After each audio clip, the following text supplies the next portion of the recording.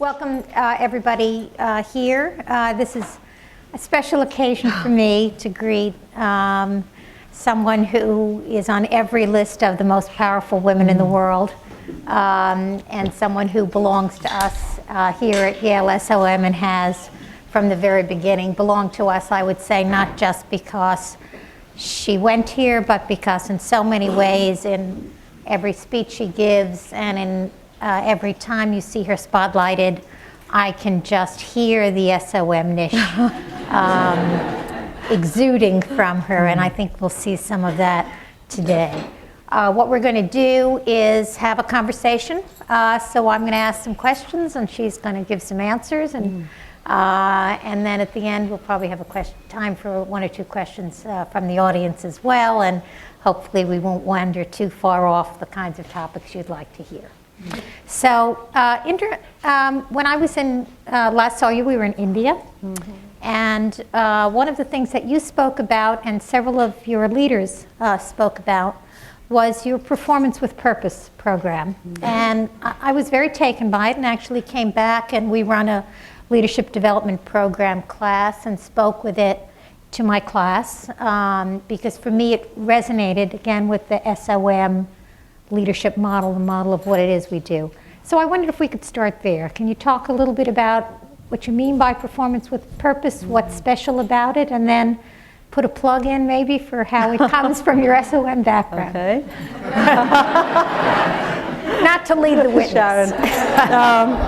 I wouldn't call it a movement. Performance with Purpose is how we run the company. And to really understand the genesis of Performance with Purpose and what it's done for the company, should go back a bit. I became CEO in October of 2006. And I strongly believed then, as I do now, that all corporations operate from with a license from society. We're all limited liability companies. And the reason we have limited liability is because society gives us a license to operate. And because we have the license to operate, we owe society a duty of care, which means that if you operate in a society, you have to worry about the costs that you as a company are imposing on society. And it is not right to think of your P&L as revenues less your own costs, and that's your profit. It's really revenues less cost to society. That's the real profit, because you can't toss costs onto taxpayers. So if you start with that as a notion of the enterprise, you have to start thinking about what can you do to reduce those costs that you pass on to society. Okay? And nobody's going to calculate that for you and tell it you exactly what it is. It's what you feel. And the reason it's important to think that way is because all employees in PepsiCo are first mothers, fathers, children, husbands, wives, aunts, uncles, before they are employees of PepsiCo. And the only way that we thought we'd get the best and brightest to come and work at PepsiCo is if we allowed themselves to bring their whole selves to work, not park themselves at the door and walk in and be somebody else. So we had to think about how we articulate the direction of the company in a way that makes everybody feel very good about the company, not because of our financial performance alone, although that's necessary, but in terms of the holistic impact we have on society. So the question was, how can we deliver performance with purpose? And I'll define purpose for you, such that taken together, performance cannot be delivered without purpose, and purpose leads to performance. So the way we defined purpose was in 3 planks. The first is the whole notion of human sustainability. You know, we are in the business of food and beverage. We feed people. How do we make sure that our portfolio, which tended to be all fun-for-you products, also gave people a choice to have highly nutritious, great-tasting products? And even for the fun-for-you products, how do you reduce the sugar levels, the fat levels, sodium levels? How do you do that? So we took upon ourselves an explicit goal to start altering the portfolio. But not just words, we set goals, milestones, we hired a new R&D team, we put it in everybody's performance appraisal. So that was the first plank. Now, as I said to you earlier, if we didn't transform the portfolio, people wouldn't consume as many products because society was changing. So you needed to transform the portfolio to deliver performance. So the first was, how do you make sure you have healthier people? And while you transform the portfolio, how do you work with communities to put physical education back in schools? How do you improve calorie labeling, nutrition education? All of that was part of that human sustainability plank. The second was environmental sustainability. How do you make sure that our operations don't do bad things for the environment? Water reduction, energy, stepping up recycling in a massive way. All of that. Again, and within that, with the communities, how do you make sure that you only focus on sustainable agriculture? Because we buy potatoes, we buy corn, we buy oranges, we buy oats. How do you make sure in every country in which you operate responsibly with agriculture? And the third part of purpose was something that I put in, felt very strongly about it, is how do you create an environment where our people feel like they can bring their whole selves to work? So that you can come to PepsiCo and not just make a living, but have a life. That was the whole concept. And unless you have great people, you can't deliver performance. So performance with purpose was about doing good by doing good. And taken together, what it has done for PepsiCo is it's unleashed the emotions of everybody in the company. And for those of you who've seen the new Pepsi Refresh project, and if you haven't, please go to refresheverything.com and see what they've done. It's not a plug for a product because it's a campaign to give grants to communities instead of spending it on an advertising campaign for Pepsi. That to me takes performance with purpose to a whole new level and says, performance with purpose is not corporate social responsibility. Performance with purpose is about how you can intimately link what a company can do with what the needs of society are, and together deliver great performance. And coming back to SOM, I think SOM self-selects great students. And I think SOM selects students who've got a soul, who've got a deep, at least they did, who have a deep sense of community, country, want to give back. And I think what you learned in SOM, you carry through as you leave SOM. We still have those same students. I always say we have students with hearts and minds. Absolutely. And I think that's always been true from the beginning. Absolutely. Indra, you mentioned briefly the nutrition obesity program. And I remember again, when I was with you in Purchase, we talked a little bit about the difficulty of taking on your critics. So here's a situation in which your whole industry has been criticized on nutritional grounds, on sugar, salt, whatever you want, and you've chosen to work with those critics. Can you talk a little bit about the challenges associated with that, how you came to think about doing it this way? It's very different from most of your other CEOs in similar areas. See, when the critics started about sugared beverages or salty snacks, the first reaction of any CEO, it was of me to say, you're stupid, because obesity is a multifaceted problem. You've got to worry about calories in, calories out. I mean, the usual guns come out. And that's how most CEOs in our industry spoke about this issue. But then we stepped back and said, wait a minute, let's walk a mile in the shoes of the critics. So that's one of the rules we have in all of PepsiCo. Anybody who criticizes us, let's walk a mile in their shoes to understand if we were that critic, if we were that NGO, how would we approach PepsiCo? And then figure out how to work with them to evolve to a good solution.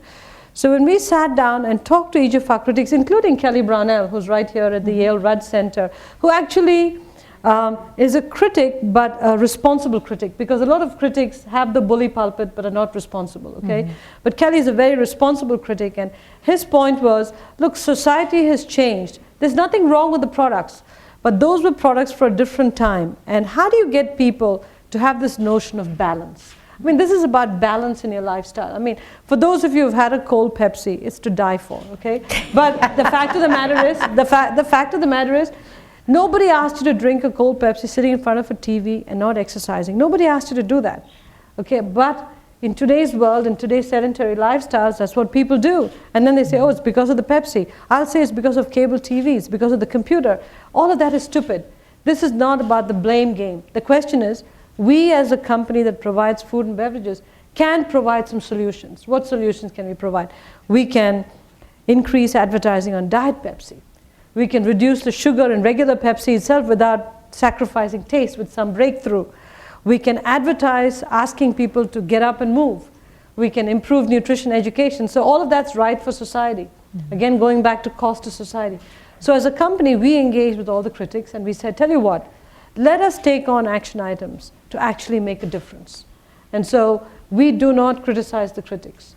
We actually talk to every one of them. Michael Jacobson of the Center for Science and Public Interest, who's a very outspoken critic, Kelly Brownell, any of these people, we actually talk with them. Sometimes we agree, sometimes we violently disagree, but at least we've listened to their point of view. But I will tell you one thing. I think a couple of years ago at a shareholder meeting, one of the water critics came. And they usually come in large numbers to the shareholder meetings. And they usually come with boxes of letters from their constituents criticizing the company's behavior. So they brought me, I think, 2,500 letters in a box.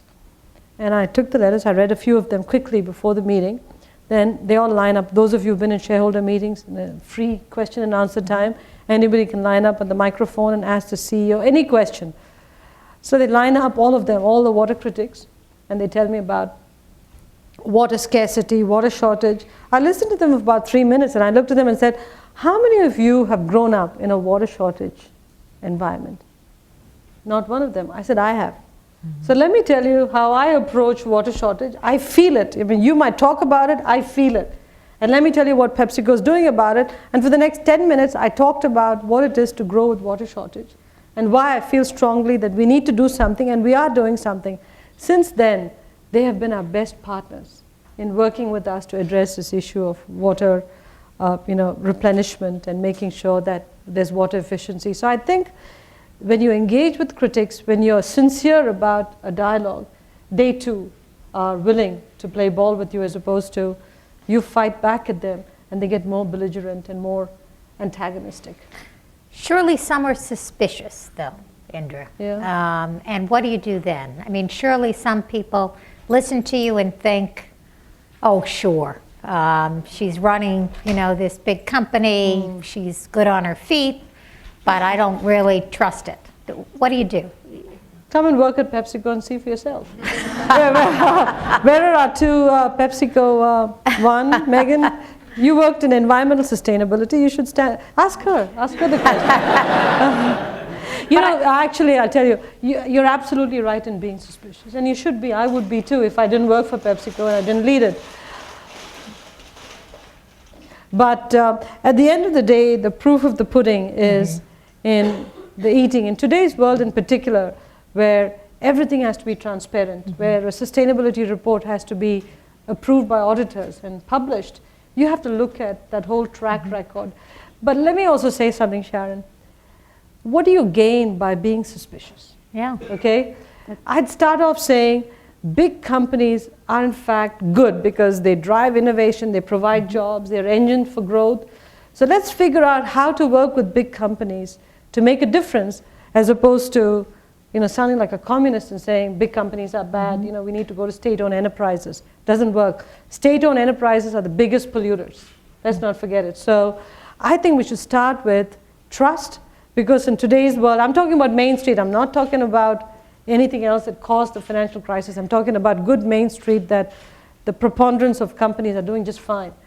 I'd look at them and say, if you don't work constructively with them, how are we going to solve the problems of the world? So be suspicious, but don't spend that much time on that suspicion. So I think that's great to show other people that being a partner is going to be useful to them as well. I think is a great way to go. So Indra, it's the Leaders Forum, and you are again on every list of the great women leaders. Can you tell us a little bit about challenges that you face in leadership? How do you characterize your style of leadership? Are women leaders different from men leaders? How are you different from other leaders you see? You spend a lot of time at places like Jeff Sonnenfeld's Sealy operation, watching how the rest of the guys behave. Tell us a little bit about what's different, what you do well and not so well, how you think about leadership. I'll tell you, somebody said to me there are more books written about leadership than any other topic. And, he has one, Mr. Sonnenfeld. And every person from movie stars to CEOs to presidents have written books on leadership. I think leadership is a very personal thing. So there are many definitions of leadership. Assume that every definition is right, because it depends on your perspective. From a personal perspective, I tell you, leaders, especially CEOs, have to get an entire organization to do things they never thought they needed to do, because you see a future before anybody else sees it. Mm-hmm. So it's almost, on paper, it's impossible to be an effective CEO, but every CEO that I talk to, so I'm not unusual in this, is always looking around the bend and seeing things that the rest of the organization has not seen. And then you have to educate the rest of the organization, and then you need to drag them to come along. Mm-hmm. And it's even worse when the company is doing well, because they'll say, if it ain't broke, why fix it? And you go, because it's going to break. How do you know? How do you know? Trust me, it's going to break. And so that's the worst message, because turning around a successful company is harder than having a burning platform. That's one thing, because when you're running a successful company, they go, what's wrong with her? Why is she articulating a burning platform when there isn't one? So in our case, I'll tell you, being a CEO, running a successful company has been the biggest problem, because you've constantly got to tell people we've got to reinvent ourselves. People go, but our playbook is just fine. Why do we have to reinvent ourselves? Because that playbook is going to become obsolete in 12 months. How do you know? Trust me, the following 10 reasons. Yeah, but I can give you 5 other reasons why that's not the case. And so a CEO has to lead with the head, laying out all these scenarios, with your heart. You have got to show passion for the business, the people. You've got to treat each person as if they were the most important person in that company, especially your direct reports. You've got to overdo the caring and feeding of those people. And with your hands, so your head, heart, and hands, you've got to lead the company with all of that. You've got to do. You can't just talk. You can't just give speeches. You've got to demonstrate that change can happen. Jump in and get into the details if it so requires. From a female versus male perspective, I don't even know how to characterize my leadership style, because I think over the years it's evolved. And depending on the people that work with me, I have to evolve my leadership style. And to me, that's the most difficult thing, because there isn't a cookbook that says, here's the way to run a $40 billion company. Here's a $60 billion company. You pick the book which says $60 billion and just read the chapters. Maybe, Jeff, you can write one. But there isn't one. So you're writing the rules as you go along, because we used to be 43 billion. In a few days, we're going to be 60 billion. How do you make this transition to go from 150,000 employees to 300,000 employees? How do you all of a sudden take on that much more responsibility? And you're the same person, so you have to evolve as you go along. And for women in particular, it's harder, because we are sort of a victim of our own gender. We have antenna that sticks out. So as I was talking to the women in management group, when I say guys and guys dealing with each other, when a man is a CEO and he has men working for him, and the man walks him down and has something on his mind, the man CEO just blows by and says, I need the following 3 things done. In my case, my antenna comes out. I shut the door, I go, what's the matter? Tell me about it. And all of a sudden, I'm drawn into the individual's issues and concerns and worries, as opposed to saying, oh, grow up, you're all professionals. So I think women CEOs, at least you asked about me, nothing can be generalized. Some of us who rule with the head, heart, and hand, but with heart, head, and hand, put that heart before the head and hands like I do. Mm-hmm. We spend a disproportionate amount of time at work with the people. Mm-hmm. That's good and bad, because it evokes a lot of commitment, but the bad is it's a lot of time. I'll give you one particular story, and this is one I'd like you guys to take away as you go to work. About 2 years ago, I started to write to parents of my direct reports. Okay? And it happened because, I am Indian origin, and I was in India, and my father passed away many, many years ago. My mom lives in India, and I went home to spend time with her, and every 2 minutes, some stranger would show up home, and my mom would say, this is the neighbor's 4th cousin. Come and say hello. And I say, Mom, I'm here on vacation. I want to rest. And she'd say, you may come here for 4 days and leave, but I have to live with these people, so you better show up and be on display. So I was dressed, like I was going to a party morning to evening just to say hello to people. But the irony of it was they would come in, they'd say, oh, so this is the daughter. And then they'd blow past me in 30 seconds and go to my mom and say, you are so wonderful. You gave birth to this child. It's you. That's great. So my mom would just sit there taking all these compliments. At that point, and she's a very humble woman, but she loved this. So at that time, it occurred to me that every person is either a product or a victim of their upbringing. So I came back and I said, look, I have, at that time, between my direct reports and one more level, I had 27 of them. I said, all of these people who run PepsiCo are in fact the products of their upbringing. So I owe their parents a thank you. So I wrote to every one of the parents a standard paragraph explaining why I was writing to them. And then I wrote very tailored 2 or 3 paragraphs about their son or daughter, thanking them for the gift of their child to PepsiCo. The emotion that is evoked has been unbelievable. And I write to them now once a year since then. But the emotion that's evoked is unbelievable. They'll write me notes. Dear Indra, I just went to the store, I saw this. Maybe you should talk to my son to fix this. It is this private dialogue I have with the parents. They write to me about everything. I saw you on Squawk Box. I loved what you said. Bless you. I went to church and said a prayer for you. You know what? It's a private dialogue I have with parents, and I think it increases the commitment of the executives to PepsiCo because it's brought the whole family in. We always wrote to spouses. That's a PepsiCo tradition. But now we brought the parents in. And I say this to you because, remember I talked to you about ruling the company with heart, head, and hands? This is the heart part. And it takes more time. I also made a commitment, which I think may have been a mistake, but I committed that I would visit every one of those parents. So out of my 16 direct reports, I've done 10. I still have 6 to go. But they're not in the most readily accessible places. But I'll get it done. It was worth it. Wait till I start writing to your parents. They would like that. One parent actually said to me, since my son left high school, I haven't had a report card until today. Report card.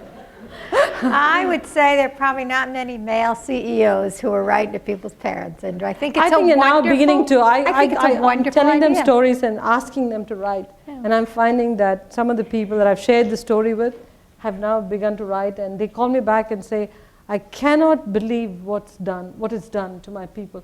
One CEO said to me that his son was estranged from his dad for 26 years, but after his dad got this letter, the dad came to the office and they put the son and the dad back together.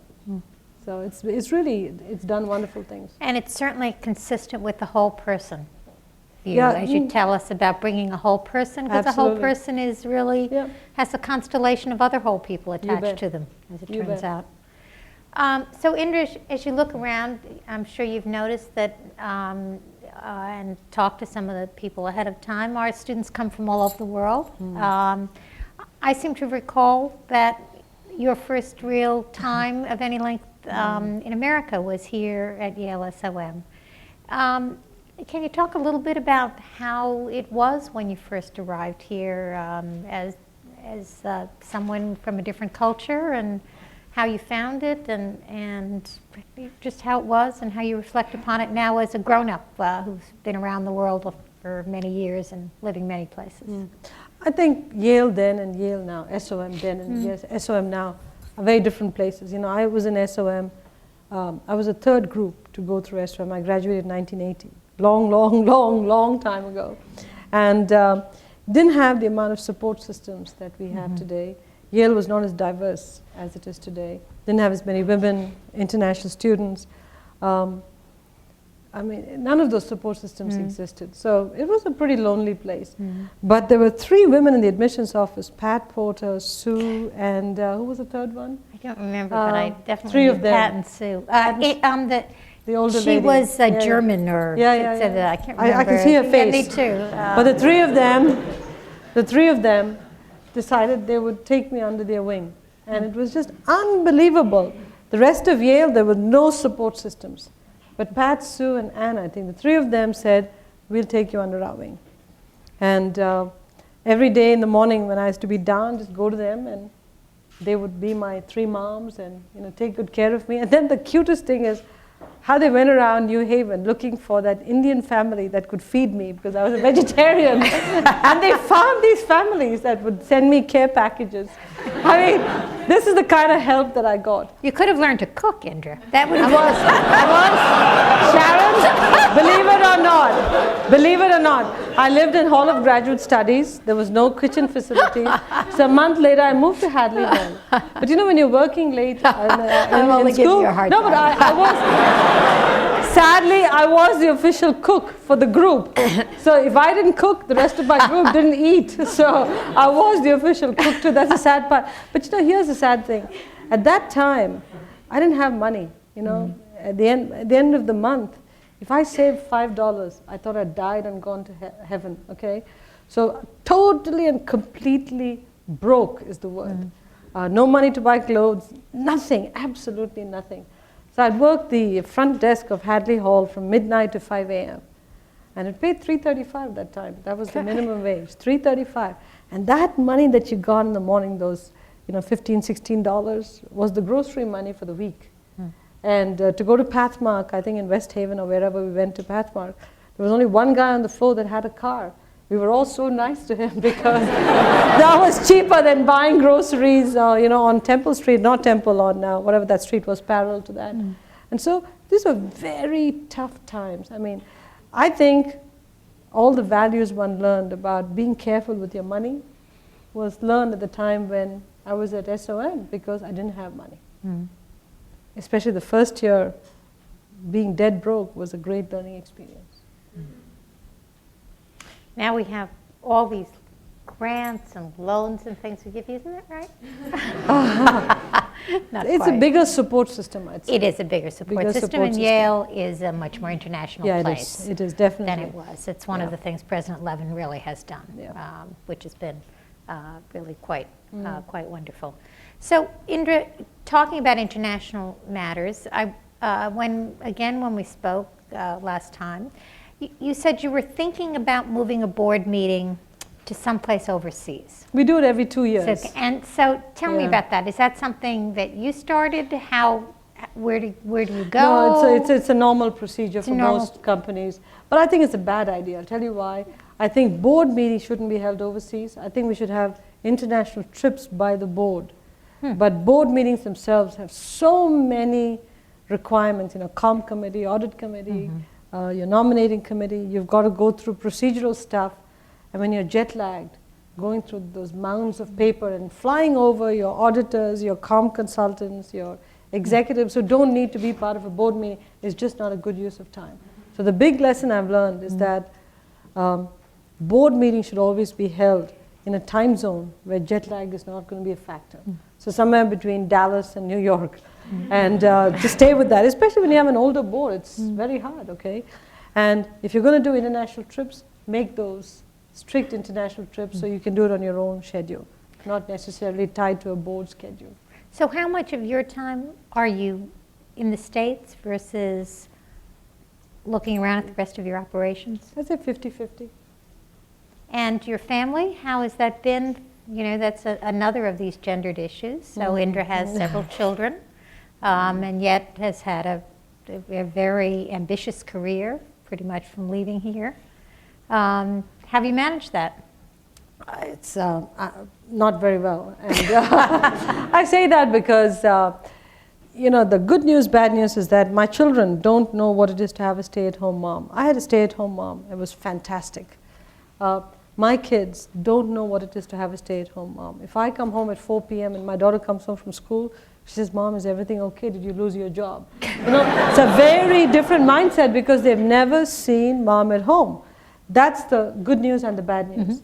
So they don't know what it is to have mom greeting them at the door with a snack and the house smelling like the good stuff has been made. None of that stuff. They come home to a nanny at home. Okay, and so I'd say in those parts, by the traditional definition of a good mom, I wouldn't say I've been a good mom. Being a role model, giving them experiences they've never had, taking them places, giving them access to all kinds of mind-blowing experiences, sure, I've made all of that possible. I think the person that has it toughest, especially if in today's world, I hope it changes before you guys become CEOs, is if you're married to somebody like me, how do you cope with it? It's not easy. It is not easy because you go to a party or a dinner, I go with my husband, and we walk in, and at the end of dinner, I'll see him again. So for the 3 hours that we're at the dinner, we're not on the same table. I don't know where he is. I'm talking to all kinds of people. And if I don't, people say she's too standoffish. So I'm shaking hands, taking pictures. At the end of dinner, I'm looking for him because he's my ride home. Okay? So he looks at me and he goes, why do I come to these events? Because I don't even enjoy it. I have to dress up like a penguin, put on this black tie. He said, why am I coming to these events? I go, because I need You married me, honey. That's Yeah. why he's going. No, but I realized that maybe put it the other way. Women always accepted it. The same thing happened to women too when they were wives. They just accepted it because society said that's the norm for the woman to just be nice, smile, and chit-chat with some other women about coupons and kids. But for men, they didn't do that. Other times we go to dinners, and I'm sitting between two men who might be world leaders and having the time of my life, having a great conversation. My husband, meanwhile, is sitting between two women who are all great people, but they have nothing of interest to him. So he's now making up conversation to have with him. He does a fantastic job. I married a keeper. He does a great job. But I tell you, I would have a tough time being married to me. And it's not easy. It is not easy. Well, at least on your children, my daughter often says she's grateful that I raised her with such low standards because she doesn't have to feel guilty when she goes and has her career. So just think about it that way. I don't know. So let us return to business. I'm going to ask one more question, then we'll open the floor for a little bit of time. So we're in a recession. I see very happily you've hired some of my students. I'm just very pleased with that. How is the recession affecting your businesses? You're in a wide range of different businesses, restaurants, beverages. We're not in restaurants. Long time gone. Lots of stuff, Frito, all kinds of things. Yeah. So how is it affecting different pieces? There's no question that in the developed world, and I say Western Europe, Eastern Europe, and North America, we are in a tremendous downturn. There's no question about it. Any which way you look at it, it's impacting consumers in a significant way. There's an age of thrift. People are afraid to spend money. And people are being very careful about what they shop for and where they shop for and when they shop for it. We've never seen people make lists for groceries as they do now. Everything is a planned purchase. In the past, they'd go to a single grocery store and buy whatever they wanted. Now they're willing to make 3 grocery store trips to even get the best value. So pricing is going to be very critical. The other thing that's being very carefully watched is if somebody wants to spend $5 on beverages, not $5.99, not $6.99, as they used to before, they mentally say, I'm going to spend $5 on beverages. So how you do price pack architecture to make sure you give them the right package size for certain dollar outlay is becoming a more important factor than just saying, what's the price of a 24-pack beverage package. So we have to think differently about the consumer and how they shop when they get their paycheck versus the middle of the month or the week after the paycheck. The patterns are totally different. So how you promote and deal in the different windows has to change. Now the good news is whether the economy is up or down, people still have to eat and drink. And they say that in this down economy, people are renting more DVDs, not even going to movie theaters. The DVD rentals have gone through the roof. They're renting more DVDs, staying home, drinking their Diet Pepsi and eating their Doritos and having a good time. Okay, so business is okay. But let me tell you where we see the soft underbelly.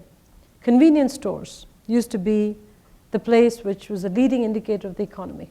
Because your construction worker, your hourly worker got up in the morning, pulled up in a convenience store, bought a 6-pack of Mountain Dew and 4 bags of Doritos, put it in the pickup truck and went to the construction site. That construction worker doesn't exist in many, many parts of the country. So that until that hourly worker and that construction worker jobs come back, the foundation of the economy is not strong. So we need to get that going again. The second thing is we've talked to convenience store retailers who have ATM machines in the C-store. And they look at the withdrawals every week. And if you look at the withdrawals, consumers are coming in and withdrawing $10 at a time and paying a $1.75 service charge. Drawing $10 at a time just to shop in a convenience store for just what they need for the week, because they don't even want to go to a big grocery store.